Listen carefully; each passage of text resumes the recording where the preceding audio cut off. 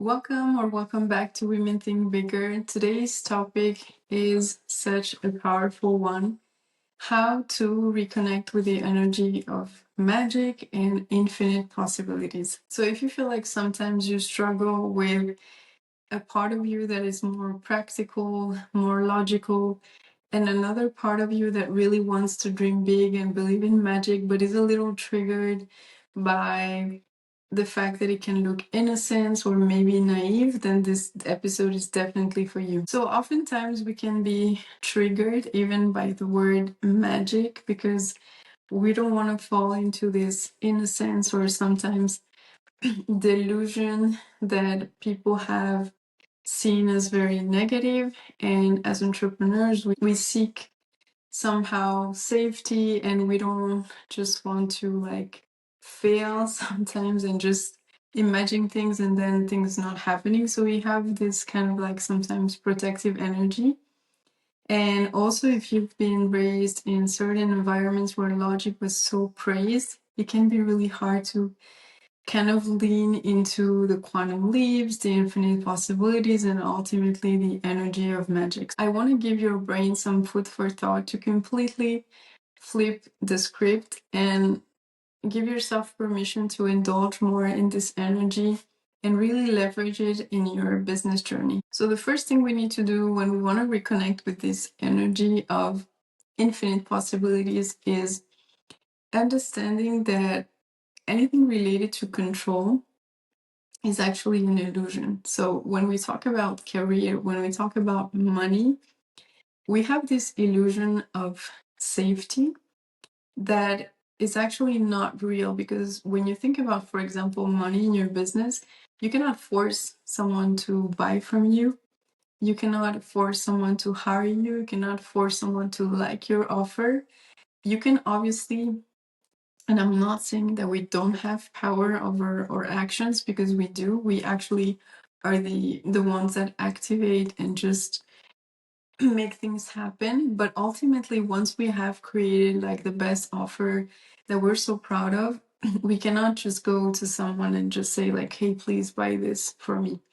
So sometimes there is a kind of an illusion of safety that makes us think that the logical, practical steps are gonna lead us to the money, and we don't want to go like too much off track. When in reality, since we don't control that much, we might as well just open ourselves up to possibilities, because our logical brains are not able to 100% predict the action to the outcome. So the starting point to, for example, the sale, our logical mind is going to help us get to those next steps by maybe helping us create an offer, structure it, market it, promote it.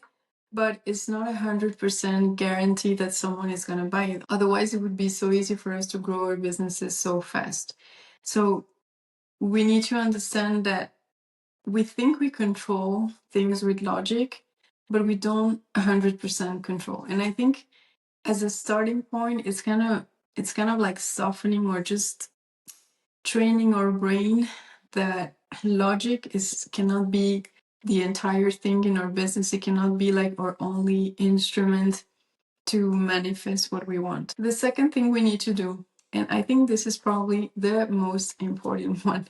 So we want to heal any disappointments of the past that are preventing us to fully step into this kind of like wonder energy of excitement and just thinking that things can happen, because our body is always trying to protect us. So we don't want to dream big. We don't want to think like we can do things to then just be crushed and feeling like low because we've been disappointed in the past. And we don't want to go through these feelings of maybe shame, guilt, looking delusional, looking not professional, anything like that. Our body's always going to help us protect ourselves from that. So how do we do that? And I talk about this in an entire episode, but just to give you like the basic concept, we need to separate, whenever there's been a disappointment in the past, we need to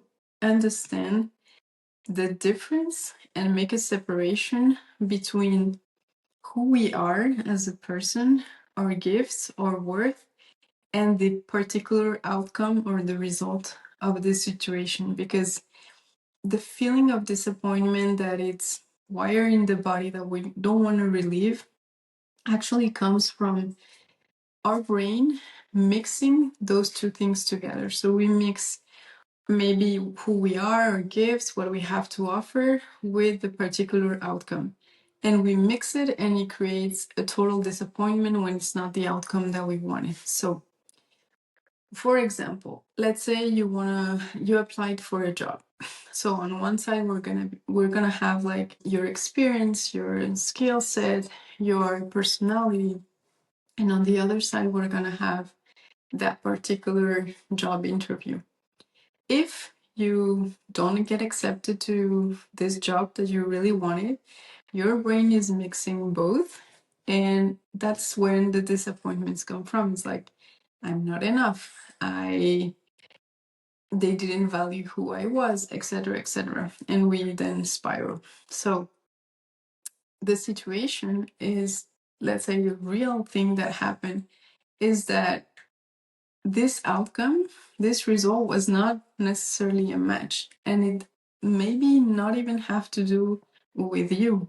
Like maybe they're just looking for someone, I don't know, someone else to fit this position that's not even related to your gift. Maybe someone that lives closer, maybe someone that, I don't know, has experience speaking another language, like things like that. So our brain is going to mix both and it creates a disappointment that then doesn't go away. So I want to give you another example. Let's say you create an offer in your business. You work on this offer with your whole heart, then you market it, and then nobody buys. Your brain is going to associate like my offer, what I have to offer, the way I say things means nothing because no one bought it. And again, it's going to create a disappointment in the body. Your mind and your body are going to relive this experience, and it's going to be even more ingrained in your body, and you don't want to go through that again. But the reality is, maybe the only thing that went wrong in this situation is that the people that you were trying to sell to were not aligned with your offer. And I'm sure it has happened to you that you have sold your product or your business to, sorry, your service to another person, and you didn't change anything in the meantime. Like your offer is the same. You're the same person. You did it with the same personality. And then someone bought it. So what it means is just like things were just not aligned, or maybe you pitched someone different and they connected with your energy. So we just need to teach the brain to, I call it like the separation process of the gifts and the outcome, because once your brain starts to look at it from a different lens, it creates a different story. And instead of thinking like my offer is not worth, what I had to say wasn't valuable, it's gonna think like, okay, it's not great as an outcome. We don't want to say that we're happy, but it's a disappointment that can be just reward as a learning experience, and it doesn't completely like shut off and take down everything you are. So what it's going to do is your brain is going to be more open to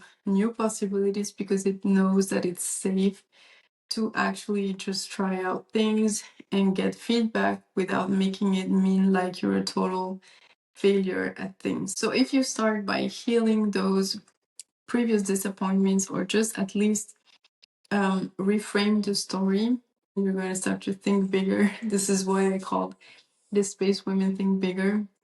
We just want to open up again to good things and infinite possibilities. The third thing that is so important is understanding that by being more into this energy of magic and possibilities, it's not going to make you less logical or practical as a person. And this was just such a game changer in my life because I was often, from the way I was raised or just my environment, I was feeling like if I leaned too much into quantum leaps, infinite possibilities, even the word magic used to trigger me.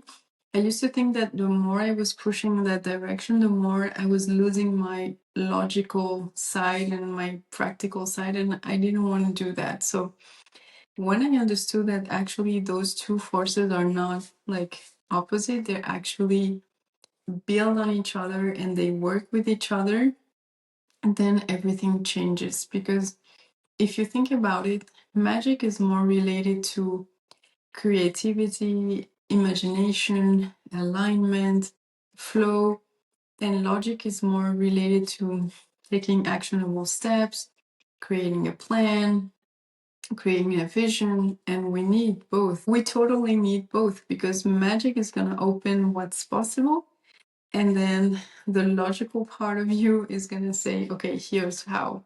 So this is what's possible, and then here's how. And from that place, we're so much more equipped and capable of manifesting what we want because we have both energies working with each other instead of against each other. And I really do believe that the most visionary, the most successful entrepreneurs are not just dreamers, they are dreamers that have a plan, which means both energies are working together, like the energy of expansion, imagination, and also the energy of logic of taking the necessary action to actually make it happen. So once you understand that, you're much more comfortable with the idea of opening yourself up to possibilities and maybe dreaming and maybe um, just feeling excited again because you know that when you'll have this idea, well, there's a part of you that can execute the plan. So it's just that those are two systems that cannot be used for the same function. Like magic and quantum leaps and infinite possibilities, it's here to expand you, it's here to create a vision. And then the logical part is here to execute it. We don't want to ask the logical part to create a vision because otherwise it would be just like on one side your business could become completely rigid if logical was running it, and on the other side if just the energy of magic was running your business. And when I say magic, it can be just infinite possibilities. If that energy is running the whole business, it can just become chaotic, sorry, it can just become chaotic. So we want to have the right instruments doing the right role and function that they're here to do. And it doesn't mean that one is gonna replace the other. And I think this is something that is so helpful because I know that most of you that are drawn to Women Think Bigger have this duality in yourselves, like you're both like very practical but you're also very intuitive, and reconciling like those parts of us just makes us feel like so powerful and more confident to do not feel like we're gonna be like naive or delusional because we know that the logical part of ourselves is here to back us up and actually make things happen. So when you think of like magic and logic, you can also look at it in that lens. Both of them are data. It's just that they don't come from the same place because the energy of intuition and maybe magic is going to come from a different place or different gut feeling, just a different place in your brain.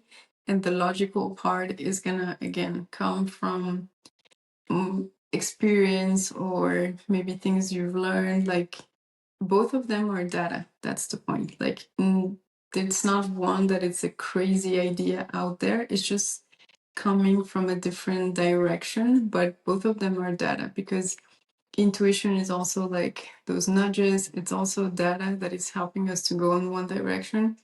And then logic is also helping us ultimately connect both. And the last little thing I want to share with you is a practical exercise is to observe your mind. So when you read about stories of magic or quantum leaps or anything like that, start observing like what's the first reaction of your mind. Do you think like it's completely foolish? Do you think like, I don't know, maybe they got there because this and this and that?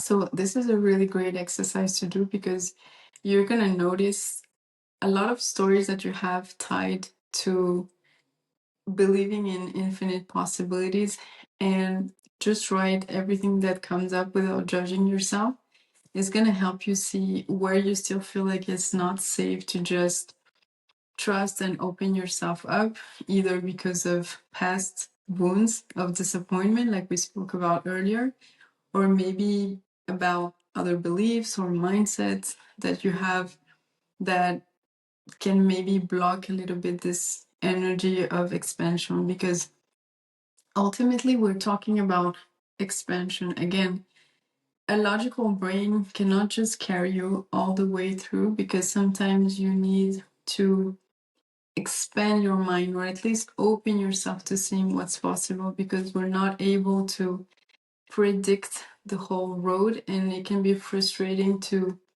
predict it and then not happening like how we wanted it to go. That's what I was talking about in the intro. We cannot 100% predict a sale, even though we have taken all the steps to get there. So I hope this resonated for you. Let me know if you struggle with this duality of practical and more like intuitive, like infinite possibilities energy. Like how are you playing with those in your business currently? And let me know if anything resonated. I love to hear your comments. And anyway, thank you always for sharing this space with me, and I hope to see you in another episode.